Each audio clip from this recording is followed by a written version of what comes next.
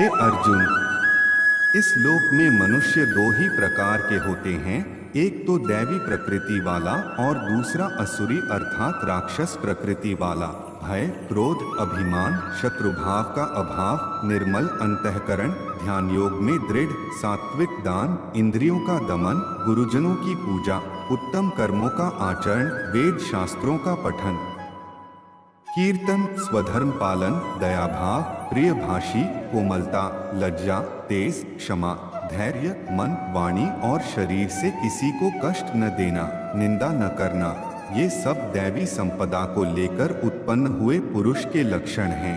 घमंड, अभिमान, क्रोध, कठोरता और अज्ञान ये सब असुरी संपदा को लेकर उत्पन्न हुए पुरुष के लक्षण हैं। दैवी संपदा मुक्ति और असुरी संपदा इस नश्वर संसार से बांधने वाली है। असुर स्वभाव वाले मनुष्य लगाव और मुक्ति दोनों को ही नहीं जानते, इसलिए उनमें न तो बाहर भीतर की शुद्धि है, न श्रेष्ठ आचरण और सत्य भाषण है। वे मनुष्य जगत को आश्रय रहित, असत्य और बिना ईश्वर के अपने आप को केवल स्त्री पुरुष के संयोग से उत्पन्न मानते हैं। इस मिथ्या ज्ञान से जिनका स्वभाव नष्ट हो गया है तथा बुद्धि मंद है, वे अपकार करने वाले क्रूर कर्मी केवल जगत के नाश के लिए ही समर्थ होते हैं। वे पाखंडी, अभिमानी और मद से युक्त मनुष्य पूर्ण न होने वाली कामनाओं का आश्रय लेकर झूठे सिद्धांतों और भ्रष्ट आचरणों को धारण करके संसार में विचरते हैं।